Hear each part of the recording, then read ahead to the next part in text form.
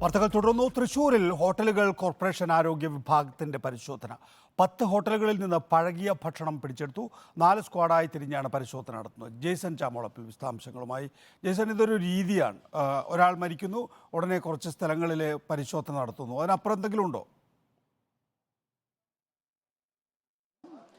തീർച്ചയായും നികേഷ് കുമാർ, കഴിഞ്ഞ ദിവസമാണ് പെരിഞ്ഞനത്ത് ഭക്ഷ്യവിഷബാധയെ തുടർന്ന് ഒരാൾ മരിക്കുന്ന സാഹചര്യം ഉണ്ടായിരുന്നു. 140ഓളം പേർക്ക് ഭക്ഷ്യവിഷബാധയേറ്റു. ഇപ്പോൾ 47ഓളം പേർ ചികിത്സയിലാണ്. ഇത്തരം ഒരു ഘട്ടത്തിലാണ് ജില്ലാ കളക്ടർ ഇന്നലെ ഒരു അടിയന്തര യോഗം വിളിച്ചു ചേർക്കുകയും വ്യാപകമായ രീതിയിൽ പരിശോധന നടത്തണമെന്ന ആവശ്യം ഉന്നയിക്കുകയും ചെയ്തു. ഇതിന്റെ പശ്ചാത്തലത്തിലാണ് തൃശൂർ കോർപ്പറേഷൻ പരിസരത്തെ ഹോട്ടലുകളിൽ നിന്ന് എത്തി തൃശൂർ കോർപ്പറേഷൻ അധികൃതർ പരിശോധന നടത്തി. ഇതിൽ നിന്നാണ് ഇപ്പോൾ ഏകദേശം 10ലധികം ഹോട്ടലുകളിൽ നിന്ന് പഴകിയ ഭക്ഷണം പിടികൂടിയിരിക്കുന്നത്. നമുക്ക് ദൃശ്യങ്ങളിൽ നിന്ന് കാണാനാകും. മീൻ വറുത്തത് ഉണ്ട്, ചിക്കൻ വറുത്തതുണ്ട്, ബിരിയാണി, മുട്ട ഇത് തുടങ്ങിയ എല്ലാ ഭക്ഷ്യ പദാർത്ഥങ്ങളും പിടിച്ചെടുത്ത് ഇന്ന് രാവിലെ തന്നെ 4 സ്ക്വാഡുകളായി തിരിഞ്ഞാണ് ഇത്തരത്തിലുള്ളൊരു പരിശോധനയ്ക്ക് തൃശൂർ കോർപ്പറേഷന്റെ ആരോഗ്യ വിഭാഗം മുൻകൈയെടുത്തത്.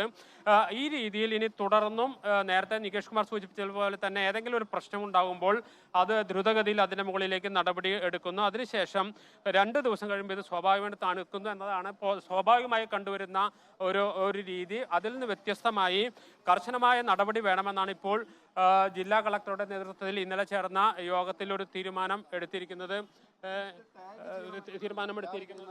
ഇപ്പോൾ നിങ്ങൾ എത്ര ഹോട്ടലുകളിൽ പോയി? നമ്മൾ 10ഓളം ഹോട്ടലുകളിലാണ് പരിശോധന നടത്തിയത്.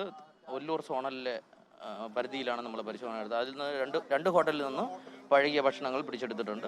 തൃശ്ശൂർ കോർപ്പറേഷന്റെ പരിധിയിൽ ഇപ്പോൾ 4 സ്ക്വാഡായിട്ട് തിരിഞ്ഞ് ഏകദേശം 25ഓളം കടകളിൽ ഭക്ഷണ സാധനങ്ങൾ പിടിച്ചെടുത്തതായിട്ടാണ് വിവരം അറിഞ്ഞത്.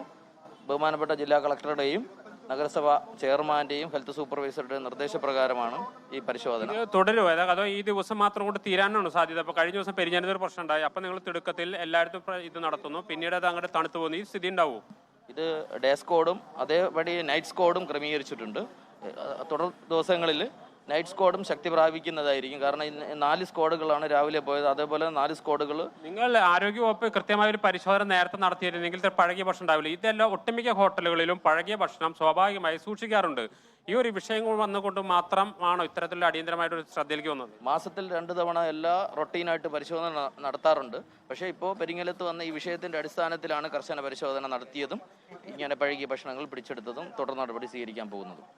ഏതായാലും നികേഷ്, നേരത്തെ നാം സൂചിപ്പിച്ചതുപോലെ തന്നെ ഇപ്പോൾ അടിയന്തരമായ ഒരു സാഹചര്യം ഉണ്ടായിരിക്കുന്നു, അടിയന്തരമായി ഇടപെടേണ്ട ഒരു സാഹചര്യം ഉണ്ടായിരിക്കും. അതുകൊണ്ട് തന്നെയാണ് ഇത്ര ദ്രുതഗതിയിൽ ഒരു പരിശോധനയിലേക്ക് എത്തിച്ചേർന്നതും. ഇപ്പോൾ ഭക്ഷ്യപദാർത്ഥങ്ങൾ പിടിച്ച് എടുത്തിരിക്കുന്നു. കഴിഞ്ഞ കുറേ കാലങ്ങളായി ഇവിടുത്തെ ഹോട്ടലുകളിൽ ഒട്ടുമിക്ക ഹോട്ടലുകളിലും ബാക്കി വരുന്ന ഭക്ഷണം കളയുന്ന പ്രശ്നമേ ഇല്ല. അവർ സൂക്ഷിച്ചു വെക്കും, പിറ്റേ ദിവസം എത്തുന്നവർക്ക് ഭക്ഷണം അത് കൊടുക്കും. പക്ഷേ ഇപ്പോൾ ഉണ്ടായിരിക്കുന്നത് കഴിഞ്ഞ ദിവസം പെരിഞ്ഞനത്ത് ഒരു മരണം സംഭവിച്ചു. 140ഓളം പേർക്ക് ഭക്ഷ്യവിഷബാധയേറ്റു. ഈ പശ്ചാത്തലത്തിലാണ് ഇപ്പോൾ ദ്രുതഗതിയിലുള്ള അടിയന്തരമായ പരിശോധനയും ഭക്ഷണം പിടിച്ചെടുക്കലും തുടർന്ന് വന്നിരിക്കുന്നത്.